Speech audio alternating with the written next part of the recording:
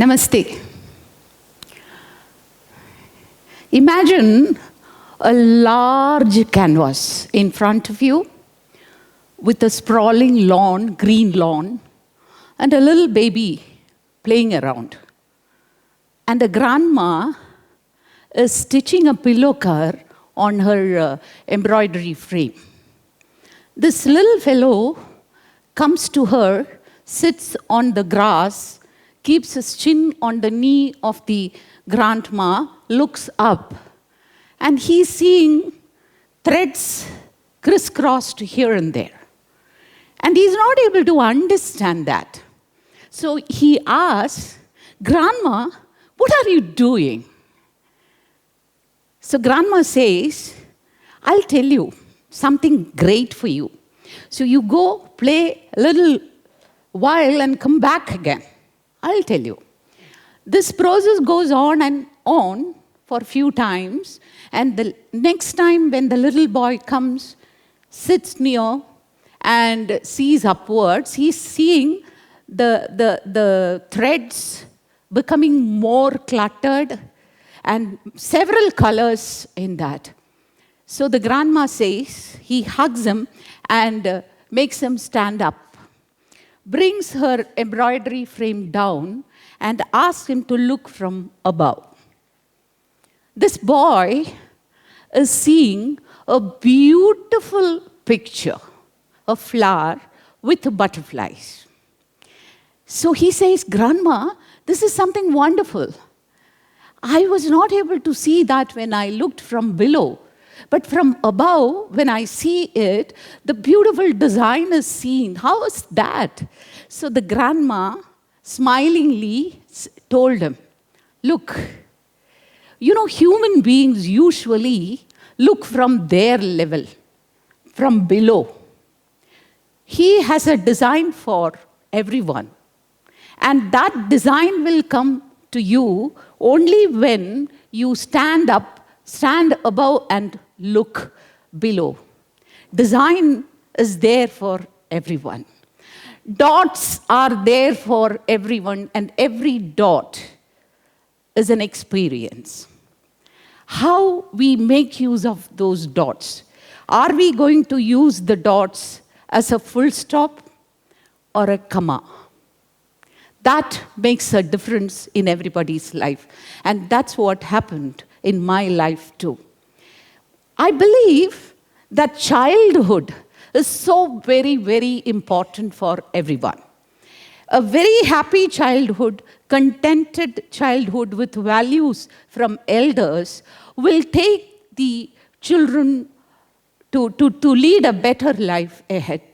And I had such a wonderful, blissful childhood. I hail from a very small village in Kerala, Thrissur. And I was one among the 28 children with adults around. And my father, he's an educated person. He was a farmer.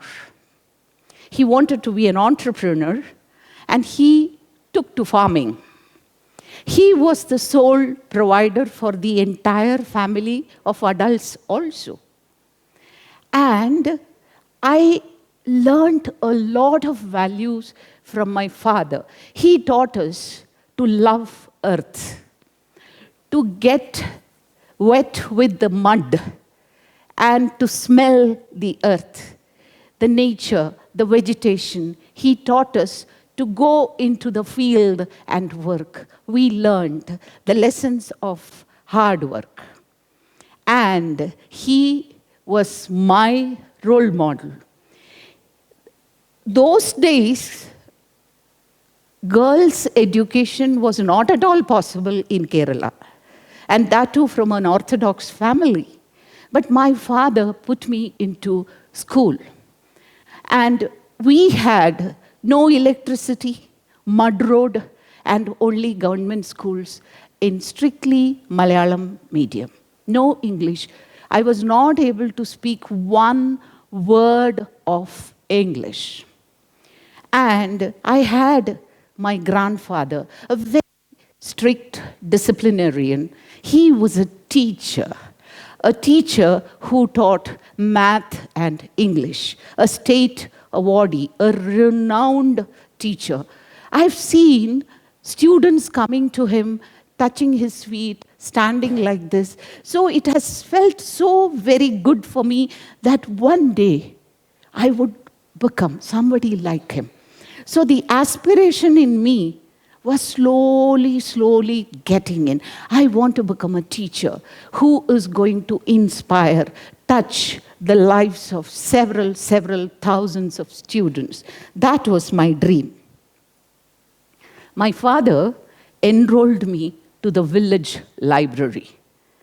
And we used to take 4 books a week, 2 for him, 2 for me. We exchanged and we started reading. He was an avid reader.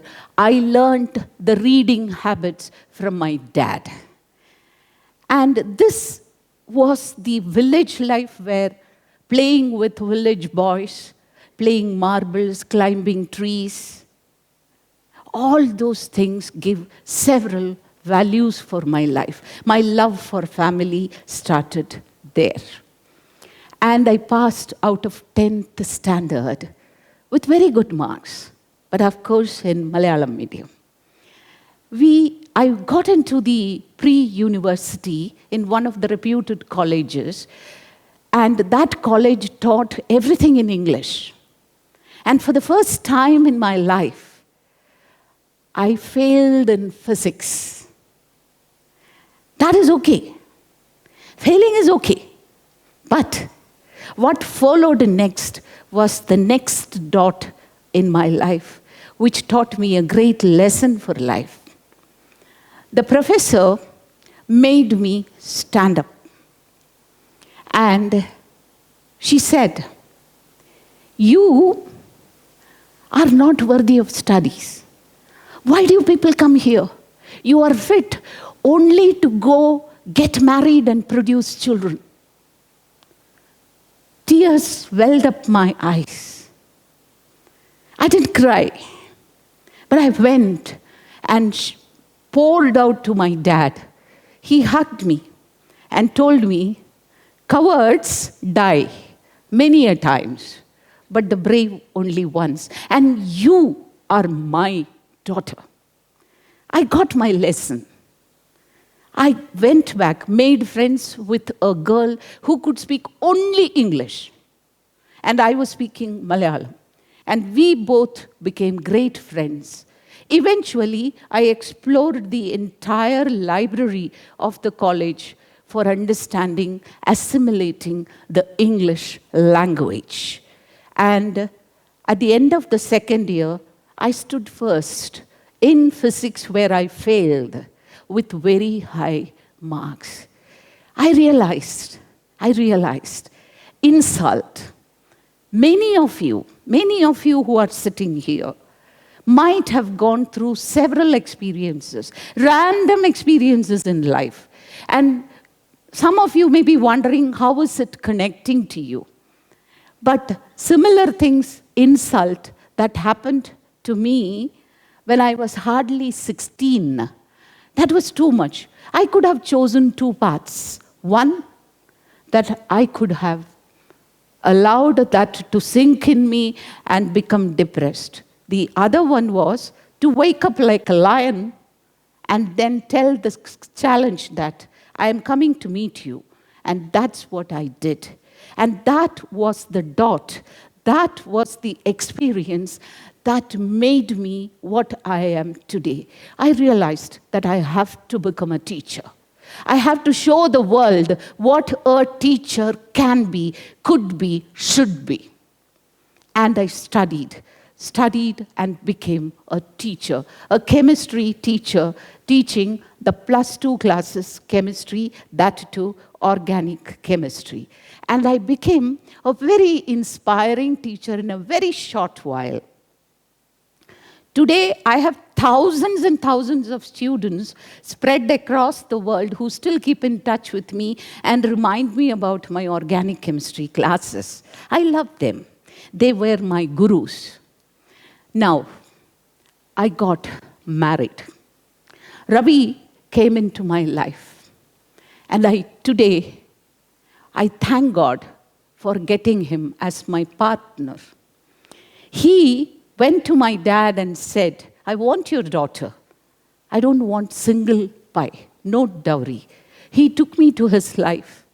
We started living not on the basis of my father's property or on his father's property. We were individually ourselves. I was working, he was working. My first salary was 519 rupees, and Ravi was earning 700 rupees. We both put it together, and we were living a life 40 years ago. And we got children. Money was a crunch. We had our parents also to take care, and we were finding life to be a little difficult. Money was becoming important. I had the passion, but money stood as a challenge. So we both discussed. Ravi told me, do one thing. You study well. I'll support you. You study again and again. Very rare for a man to say that. He did that. I studied, I enrolled, I amassed 4 postgraduate degrees after that. And I remember today, I was 9 months pregnant and writing a master's in education, couldn't sit and write. And so the examiner allowed me to stand and write the paper. I passed out with flying colors in all the examinations. That all happened, life continued. The next dot, which was a very, very serious issue in my life, happened after that. I became pregnant for the 3rd time. This time, myself and Ravi had not prepared ourselves for that, mentally and physically. More than that, the gynec told me that this child is not a great child. He or she is going to be a deformed baby. So, but then, we can't do anything. No abortion is possible for you now because it will be very crucial for your wife's life. So I was forced to carry in uncertainty what I am having in my tummy. Every day morning, I used to pray to my Krishna, my friend, my philosopher guide. Oh God, allow me to get through this. You are my savior. I surrender to you. And I spoke to my child inside my womb. I told, look, baby, I am there for you. And you and me will fight the battle. And we will be very successful. Don't you ever worry. One fine Monday morning, my daughter was born. A beautiful baby was born. And today, she is a PhD in virology, doing extremely well in life. And that actually made me understand one more thing. It is not that I didn't face insult then. My colleagues in the school, what they told me when they heard that I am pregnant, they told me, "Arey yaar, you and Ravi have no other work?" It's still ringing in my ears. It is too personal for a woman, too personal. But we have people like that who ask us such rubbish questions. But I stared at them. And I showed my little baby, this is my baby. And she is a treasure to me. And we continued. And money still became a factor, a difficult factor. So at that time, Ravi lost his job. So it was the only sole earning member. I remember a cotton sari like this to buy. 40 rupees, I had been taking it for 3 installments. That was life. And we continued. And one day it happened that I had like all the household people do, I had kept some money to buy the cooking gas cylinder, 108 rupees or so.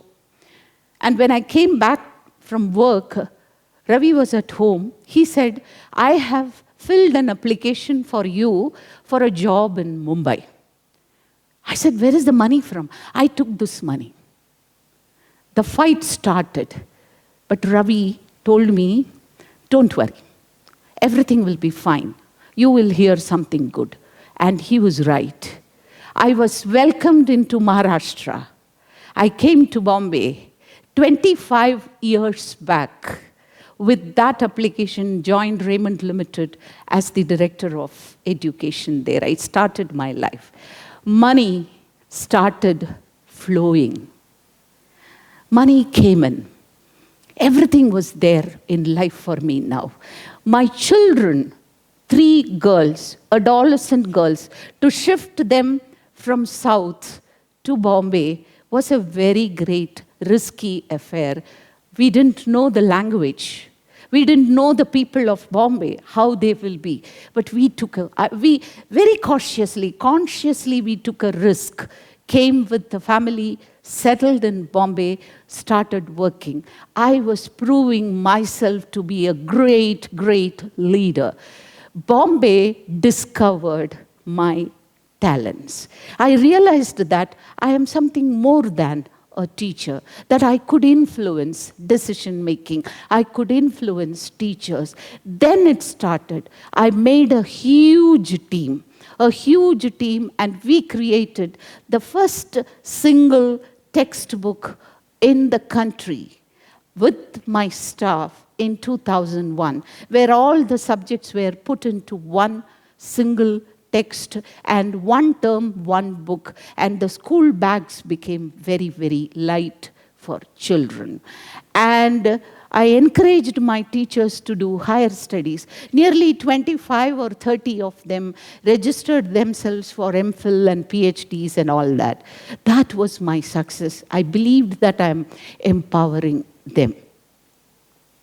And I encouraged my students to do science projects, which were taken abroad to the US, and we were acclaimed as the best for our best project. And the science project was utilizing the coconut flowers, the extract of coconut flowers, for stopping the menstrual hemorrhage of ladies. That was the experiment we did. It was my project and my students did. We got the award for US, and we took I took the school to an international level. And while all these were happening, like all of you have, we all have friends. And we trust friends, isn't it? We love them. All of that happened. But sometimes the people whom you trust, they stab you at the back. Mostly they are the ones who stab you at the back. This is my experience. It may be something different for you, but this happened to me.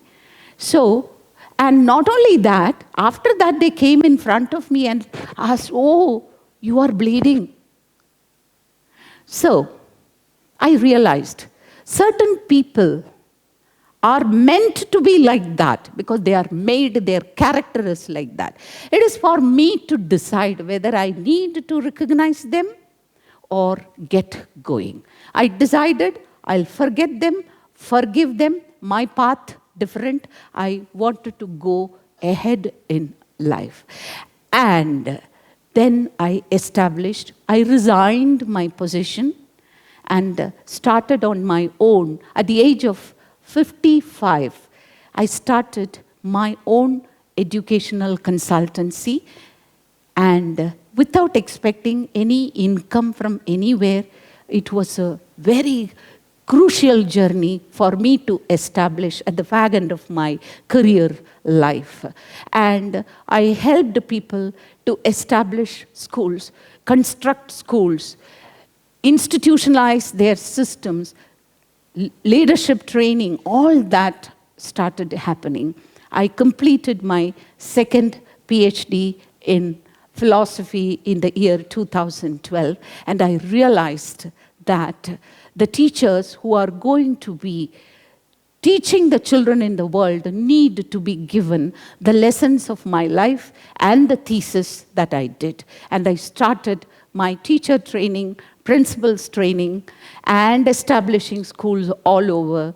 And today, I am standing here as a very satisfied person.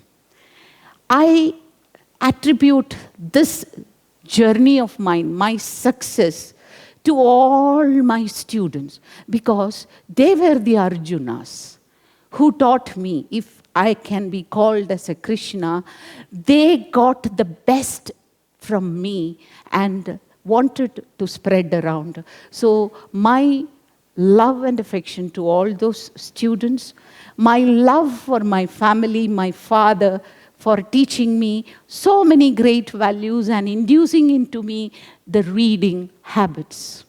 And also my grandfather, who was an inspiration to me, and my beloved, beloved daughters, who even today are my best critics and help me improve further. And at the end of it, my heart, my soul, my husband, who stood by my side for everything that I do. I want to conclude by saying that never ever consider dots as an ending point in your life. Convert the dot into a colon, semi-comma. That means it has to continue. Insults teach you several lessons. Insults are a motivating session for each one of us. Never, ever get defeated. Hard work, improving your skills, qualifications, all are important if you want to come up and also to be forming a sustainable living pattern. Money doesn't come like that. Hard work brings it. And thank you so much. God bless you.